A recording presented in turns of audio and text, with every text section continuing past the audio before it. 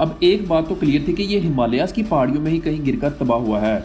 ये search operation अगले 2 दिन तक चलता रहा, लेकिन प्लेन का कोई नामो निशान नहीं मिला। इस दौरान कई लोगों का मानना था कि ये एक्सीडेंटली क्रैश नहीं हुआ, बल्कि इसे इंडिया ने जानबूझकर शूट डाउन किया। अगर गलती से भी पायलट ने इन वैलीज की तरफ टर्न ले लिया तो वहां से दोबारा वापस आने का कोई ऑप्शन नहीं है। 25 अगस्त 1999 सुबह 7:36 पर PIA फ्लाइट 404, जो एक शेड्यूल और रेगुलर डोमेस्टिक फ्लाइट थी, इसे रोजाना की तरह 1 से 1.5 घंटे का सफर तय करते हुए गिलगित बल्तिस्तान एयरपोर्ट से इस्लामाबाद एयरपोर्ट पर जाना था। ये फोकर F-27-200 फ्रेंडशिप 2 इंजन वाला टर्बो प्रोप प्लेन था, जिसे 1962 में बनाया गया था। एक्सीडेंट के वक्त तक ये जहाज लगभग 30 साल तक सर्विस में रह चुका था। इसने 41,000 से भी ज़्यादा साइकिल्स मुकम्मल किए थे, यानी 41,000 दफ़ा टेक ऑफ और लैंड किया था। प्लेन तो काफ़ी पुराना था। खैर, फ्लाइट के कैप्टन 53 साल के तारिक महमूद, फर्स्ट ऑफिसर 28 साल के आसिम सईद और फ्लाइट इंजीनियर अफजल फारूक और 2 एयर होस्टेस भी मौजूद थी। इनके अलावा 49 पैसेंजर्स, यानी टोटल 54 लोग प्लेन में बोर्ड हैं। टेक ऑफ करने के कुछ ही टाइम बाद करीब 7:40 पर पायलट ने एयर ट्रैफिक कंट्रोलर को रूटीन की एक रेडियो कॉल की, जो एक मामूल की बात थी। इसमें पायलट ने कहा कि हम बुंजी को क्रॉस कर रहे हैं। बुंजी एक छोटा सा टाउन है जो गिलगित से इस्लामाबाद के रूट में पड़ता है। आप इसे मैप में भी देख सकते हैं। पर कौन जानता था कि ये कॉन्टैक्ट आखिरी कॉन्टैक्ट था उस प्लेन से होने वाला। इसके बाद प्लेन से कोई भी सिग्नल नहीं आया। ना तो प्लेन ने कोई इमरजेंसी डिक्लेयर की और ना ही उसने कोई मेडे कॉल दी। सुबह के 8:50 होते हैं। यह वही टाइम था जब PIA फ्लाइट 404 को इस्लामाबाद एयरपोर्ट पर लैंड करना था। सभी लोग कहीं ना कहीं पुरुमीद थे कि शायद हो सकता है कि अब प्लेन एयरपोर्ट पर लैंड करे, लेकिन बदकिस्मती से PIA फ्लाइट 404 नाम का कोई भी प्लेन लैंड नहीं करता। अब यह कन्फर्म हो चुका था कि प्लेन किसी बड़े हादसे का शिकार हो चुका है। फौरन एक सर्च ऑपरेशन शुरू किया गया, जिसमें हेलीकॉप्टर्स प्लेन को तलाश करने के लिए भेजे गए। अब एक बात तो क्लियर थी कि ये हिमालयाज़ की पहाड़ियों में ही कहीं गिरकर तबाह हुआ है। ये सर्च ऑपरेशन अगले 2 दिन तक चलता रहा, लेकिन प्लेन का कोई नामो निशान नहीं मिला। इस दौरान कई लोगों का मानना था कि ये एक्सीडेंटली क्रैश नहीं हुआ, बल्कि इसे इंडिया ने जानबूझकर शूट डाउन किया। कि इंडियन आर्मी ने एंटी एयरक्राफ्ट मिसाइल सिस्टम का इस्तेमाल करते हुए लाइन ऑफ कंट्रोल LOC के करीब वाक़ एक फौजी अड्डे से मिसाइल फायर किया, जो सीधा एयरक्राफ्ट को जाके लगा। लेकिन इसका कोई कॉन्क्रीट एविडेंस नहीं मिल पाया कि प्लेन को इंडिया ने ही शूट डाउन किया था। हालांकि बाद में सर्च ऑपरेशन के दौरान इंडिया की भी हेल्प मांगी गई और अगले कई महीनों तक दोनों कंट्रीज ने प्लेन को ढूंढने की पूरी कोशिश की, लेकिन प्लेन तो दूर, उसकी बॉडी का एक टुकड़ा तक नहीं मिला। आखिर कैसे इतना बड़ा प्लेन बिना कोई निशान छोड़े, बिना कोई मेडे कॉल दिए कैसे गायब हो सकता है? क्या प्लेन को हाईजैक करके किसी दूसरे मुल्क में पहुंचा दिया गया, या ये वाकई किसी दूसरी दुनिया में चला गया?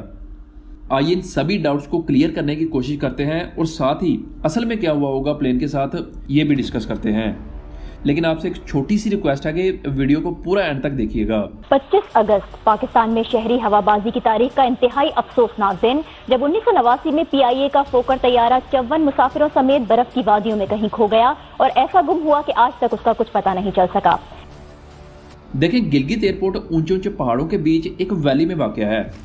ये एक छोटा सा डोमेस्टिक एयरपोर्ट है। ज़्यादातर वही लोग इस फ्लाइट में ट्रैवल करते हैं जो नॉर्दर्न एरियाज को विजिट करने आए हों। यहाँ पहाड़ों की हाइट 28 से 30,000 फीट तक पहुँच जाती है। अब यूजुअली तो जहाँ एक प्लेन टेक ऑफ करते ही सीधा ही अपनी हाइट को गेन करते हुए अपने क्रूजिंग एल्टीट्यूड पर पहुँच जाता है, लेकिन गिलगित एयरपोर्ट से टेक ऑफ या लैंड करना इतना आसान नहीं है। ऐसा नहीं है कि टेक ऑफ किया और प्लेन सीधा ही हाइट पकड़ने लगा, बल्कि इसे पहाड़ों के दरमियान में से वैली से होकर गुजरना पड़ता है। एक और चैलेंज यहाँ पर यह भी है कि यहाँ का मौसम काफ़ी तेज़ी से बदलता है और अगर वेदर ख़राब हुआ तो प्लेन का लैंड कर पाना लगभग नामुमकिन हो जाता है। अब अगर एक फ़्लाइट इस्लामाबाद से गिलगित तक आई है, लेकिन मौसम की खराबी की वजह से प्लेन लैंड नहीं कर पाता, तो इस कंडीशन में पायलट के पास कोई दूसरा ऑप्शन नहीं है। इसलिए चैलेंजिंग ट्रेन की वजह से अगर कोई प्लेन गिलगित एयरपोर्ट पर लैंड नहीं कर पाता तो वो फ्लाइट इस्लामाबाद वापस चली जाती है। पायलट्स को इस बात को मेक श्योर करना होता है कि उनके पास राउंड ट्रिप के लिए इनफ फ्यूल हो ताकि वो इस्लामाबाद वापस आ सकें। इस ग्राफिक में ये जो आप ग्रीन लाइन देख रहे हैं, ज़्यादातर प्लेन्स यही रूट यूज़ करते हैं गिलगित एयरपोर्ट पर आने और जाने के लिए। लेकिन बुंजी के करीब एक और रूट आता है, यहाँ से भी प्लेन्स फ्लाई कर जाते हैं इन केस कि अगर दूसरे रूट पर वेदर ख़राब है या कोई प्रॉब्लम है तो पायलट्स इस रूट का भी यूज़ करते हैं। अब देखने में तो ऐसा ही लग रहा है कि बस इन लाइंस को फॉलो करते हुए तो जाना है, लेकिन याद रहे यहाँ पर एक छोटा सा टर्न भी पूरे प्लेन को खतरे में डाल सकता है। वो कैसे ज़रा देखिए, इन दोनों रूट से कई छोटी छोटी वैलीज भी निकलती हैं, ये जो आप रेड लाइंस में देख रहे हैं। अगर गलती से भी पायलट ने इन वैलीज की तरफ टर्न ले लिया तो वहाँ से दोबारा वापस आने का कोई ऑप्शन नहीं है। क्या पता कि कितनी दूर जाके अचानक एक बड़ा पहाड़ आ जाए। इसीलिए सिर्फ ट्रेंड पायलट्स को ही इस्लामाबाद से गिलगित की फ़्लाइट में भेजा जाता है जो कई दफ़ा इन रास्तों से गुजर चुके हों, ताकि वो इन रेड लाइंस वाले रूट्स को अवॉइड करके जो स्टेबल रूट है वो यूज़ करें। अब PIA फ़्लाइट 404 के केस में इस चीज़ की भी काफ़ी पॉसिबिलिटी है कि शायद हो सकता है कि पायलट्स ने ये ब्लू लाइन वाला रूट यूज़ किया हो, लेकिन आगे जाके ये रेड लाइन वाली वैलीज़ में गलती से टर्न लेके फ्लाई करते रहे तब तक जब तक कि उनके सामने एक बड़ा पहाड़ ना आ गया हो। अब एक एवरेज फोकर F-27 की क्रूजिंग स्पीड भी 400 से 500 किलोमीटर पर आवर होती है। इतनी स्पीड से अगर एकदम से आगे पहाड़ आ जाए तो प्लेन को फ़ौरन ऊपर उठाना बहुत मुश्किल है। यानी पायलट्स के पास क्विक एक्शन लेने के लिए सिर्फ कुछ ही सेकंड्स का वक्त होता है। अब या तो वो अपना पूरा फोकस प्लेन को बचाने में लगाएंगे या फिर दूसरी तरफ एयर ट्रैफिक कंट्रोलर को बताने में। इसीलिए तो प्लेन की तरफ से ना कोई इमरजेंसी की और ना ही कोई मेडे की कॉल आई, यानी उनके पास इतना टाइम ही नहीं था। चलो ये तो मान लिया, लेकिन फिर प्लेन का मलबा क्यों नहीं मिला?